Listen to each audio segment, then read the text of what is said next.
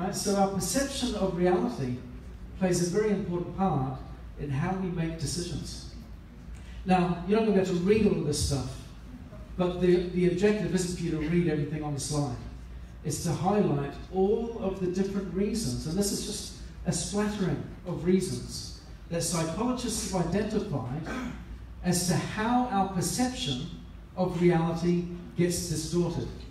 For example, you've got there things such as authority bias, tendency to more readily accept a person's view if they have some sort of credential or fame.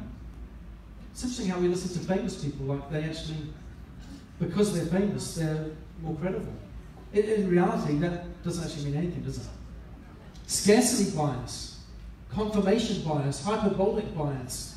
Hyperbolic discounting, a stronger preference for more immediate payoffs relative to later payoffs with greater value.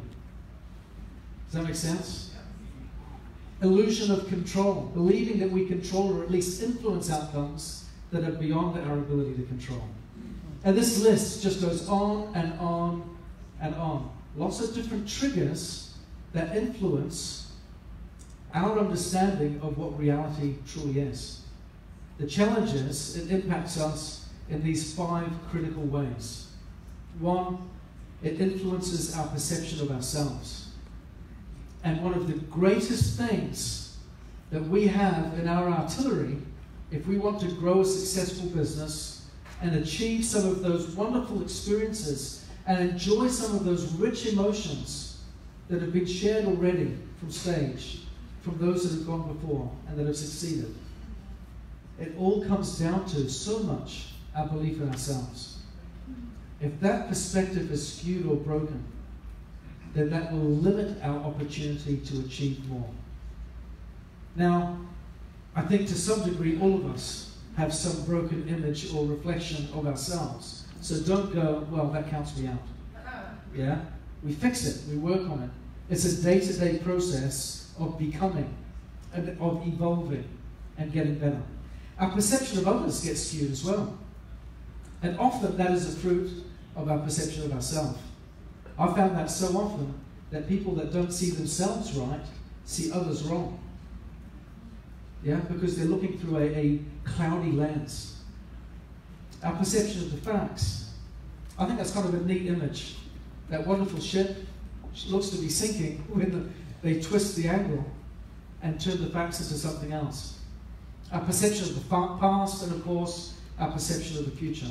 All of these things, can you imagine if we had an accurate perception on those things, if we truly knew who we were, if we could truly see the potential in others for being as great as it really is, for having a firm grasp and a proper understanding of the facts that are at our disposal, if we could truly understand with clarity the responsibilities of the past and how we can let go of some of the mistakes, some of the disappointments, and live in the present, and how we can look forward with optimism and with a brightness of hope into the future. What would that do for our living, for our lives? They say that the quality of our life is proportionate to the quality of our emotions. It's not proportionate to the quality of our stuff. It's to what we feel in here. And so when Niken talks about humans being more, being a heart-driven business, is talking about giving us a vehicle that gives us the chance to change this and to become more here, to experience more, to feel more in a more abundant way. And we do that not as an island, but when we're surrounded by other people making a difference for them. When our mind gets away from us and focuses on others, then all of a sudden opportunity starts to abound and happiness and fulfillment starts to expand. So here are 4 ways that we can make better decisions. This first one is really important, to be humble. What do I mean by this? It means that whilst we want to have confidence that we're going to make great choices, it's important to understand that it's okay if we don't always know all the facts, we don't always understand everything that's going on. We may not always see things clearly. One of the big challenges, I'm not sure if you've seen this, there's a couple of people that I know they have this wonderful knack, this great habit of having terribly poor judgment. Yeah, and time after time after time, they just wreak havoc in their own lives by making bad decisions. Do any of you know people like that? Their lives could be so much better if they just, why did they make that decision? Why did they make that choice? A lot of the time, I've seen a common thread. A lot of the time, the reason for that is because we put our own self-interest front and center in the decision-making process versus what is right. What is right should always be more important than what is comfortable for me. Does that make sense? I'll give you an example. It's a simple, naked example. I want to get onto Team Kaizen. I'm going to talk to 3 people this week. And I'm going to speak to 3 people on a weekly basis. Well, that's comfortable, but it's not what's right. Speaking to 3 people in a week on a perpetual basis is not enough to build a business. That's not going to get you meaningful results. It might be comfortable, but it's not smart. Too many times we choose what is comfortable for me over what is right for me or for others. And if we can differentiate and try to step back emotionally from our decision-making process, though it always is an emotional experience, but exercise some cognitive responsibility in saying what is right in the situation. For example, we're in this meeting today. What decision is right for you to make this afternoon over the course of this weekend so far? What is best for your business and for your team right now? Not what's easy for you, not what's most comfortable for you. What is best? Because most of the time, doing what is best is never what is easy. Most of the time, doing what is right isn't what is most comfortable. But we have to do what is right and then let the consequence follow. And the consequence that follows will always be good. Even if it requires a bit of burn. Even if it requires a bit of pain. In the short term, the long-term outcome is always in our best interest when we do what's right. So the next point, be aware. Become knowledgeable about things. And I have to say thank you to everyone that has made the commitment to show up at this event. To me, putting on an event like this is a wonderful exercise of faith. Yeah? Because, and for anyone that's hosted events like this, you know what I'm talking about. But it begins again with a decision. I'm going to host an event. And right now, no one's coming. Because I've just made the decision. But I'm going to go to a hotel, I'm going to check out some venues, I'm going to book one, I'm going to put a deposit down, I'm going to put my hand in my pocket and say, here we go, this is going to happen. And then I'm going to work like mad to fill the room. That's right. And so when you come here today, every time I said this to my kids this morning, I said, I pinch myself at every one of these events because it's like, look at all of this activity that's going on because we made a decision. One person makes a decision, hundreds of people take action.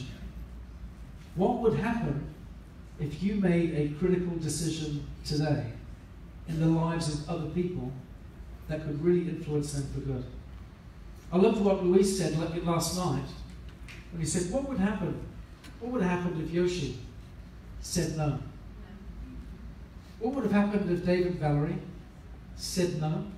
Dennis and Ruth, if they went, yeah, no thanks. Yeah? What if Gloria and Alma said no?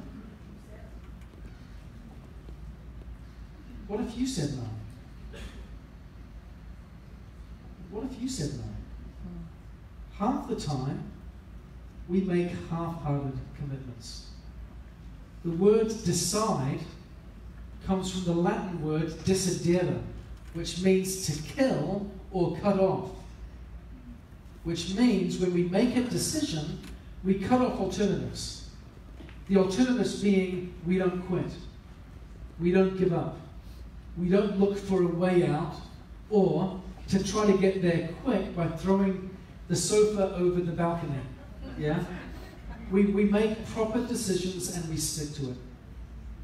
We get outside help as well. And the great thing about Niken, that outside help is all around us. We have people here on either side. I love that we can be in Niken here. We can talk to upline, downline, crossline, any which way. And we've got people that are willing to help. People ask me, can I come to you? Will you do an ABC for me? I'm like, sure. They're like, I'm not sure if I'm in your team. That's irrelevant. It's irrelevant. We're all in this together. When Niken grows, we all grow. It helps us all. We need to get involved and, of course, follow a process. We don't need to reinvent the wheel. The critical thing with this, when we're making a decision, is we don't need to start from scratch. We've got models and examples of people and success that have been there, done that, and can show us what to do to follow. We simply need to make the decision to do it and to take action. Now, we make decisions all the time, but there is a difference between making decisions and making the decision. I've deliberately capitalized that because the decision is something very different. I didn't make the decision to marry my wife in the same way that I made the decision as to what tie I'm going to wear this morning. Yeah? It's a different kind of commitment. Some decisions you make and you go, it's a no matter what decision. So as you're looking now at what decisions you're going to make for your future, for your next 5 years, what is the decision that you're going to make? The critical thing, the challenge is, of course, for many of us, how do I stick to the decision? It's easy in an environment like this, isn't it? To get excited, to be motivated, to get inspired, and say, okay, that's it, I'm making a decision. As of now, this is what I'm going to do. I've got 100 people I'm going to talk to in the next month. We're going to do exactly what Bo said. I'm going to sign up 10 to 20 people in the next 1 to 2 months. I'm going to take action. It's going to be all out. It's going to be massive. We're going to move forward. We can do that, and then when we fly back home, we get back comfortable. Maybe the rain starts to trickle down. I'm thinking of England. The rain comes down, and it's cold outside, and your favorite Netflix series is on, calling your name. All of a sudden, that decision pulls at you. Yeah? Like I said before, it's not so much the fact that we need to know what is right, it's that we need to love what is right. Yeah, that's the challenge for us. How do we do this? I've heard it said so many times that you need to believe. The starting point for this is you've got to believe in it. That's not the starting point. There may be some in the room today that are new, maybe coming back, having a second look, maybe here where you're stuck in a rut or in the mud and you're wanting to get out, you don't know how, and maybe you don't believe that you can. Maybe you're coming here for some hope or for some inspiration to get out of that mire that maybe you're wallowing in just a little bit right now. The solution is not to believe. Don't burden yourself with that expectation. Now that sounds paradoxical, doesn't it? Because surely we've got to believe in order to get out. No. Belief, as Mike DiMuccio has said, is experiential.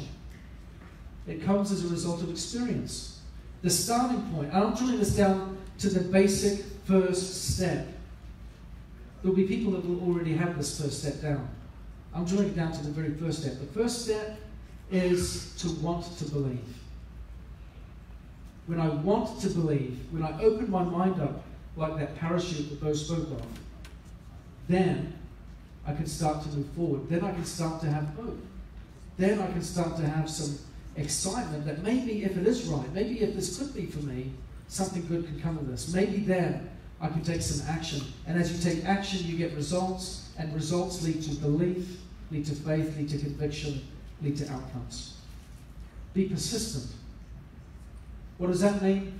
I would say, what I have learned, in order to really move forward and achieve big goals, it's about taking consistent daily steps in the right direction. So many times, we want to make this monumental commitment and show people just how committed I am by doing something grand. But great lives often don't come from great manifesting experiences. It comes from a consistent movement forward, taking persistent steps in the right way. So identify the critical steps and just keep taking them. Don't give up. Be patient. I love that saying, in patience, possess ye your souls. I've had to work on that attribute so much in my life. I am naturally, instinctively very impatient. I had to date Kim for 2 years before she agreed to marry me. That was a really long time for me. I was ready long before she was. I just wore her down until she just gave up. I said, fine, I'll do it. So the power of persistence. But be patient. In patience, possess your souls. In patience, you keep your business. Yeah? We've got to be patient with the outcomes. This isn't a get-rich-quick deal. It's a slow burn, persistent process that gives you a long-term, lifetime result. Yeah, so understand that and work with that. And of course, that final point, don't quit. Like I said, decide means to cut off the alternatives. The alternative is quitting. So cut that alternative out of your vocabulary. Get rid of it and replace that language with something better. I want you to know, just as we come to the conclusion now, the critical thing that I believe in with all my heart. And that is, fundamentally, that if you don't believe in yourself, there's always someone else that does. Yeah? And one of the reasons that we come to events like this is to get that confidence, to get that enthusiasm, to get that energy going, but also to get a little bit of that belief that I can do it. Yeah? One of the most important responsibilities that I feel that I have as a field leader in NECAP is to, with as much of my heart as possible, let you know that I love you, let you know that we believe in you, and let you know that we are here to support you in achieving your goals, and that goal is all about who you become. The rank advancements are key indicators of that journey. They're not the end in themselves. They are a key indicator that you're on the right track. The real outcome is who you become in here. And if you're struggling in any way, please know that the starting point is always this. There is always someone that loves you and believes in you, especially when you're in the end. Thank you very much.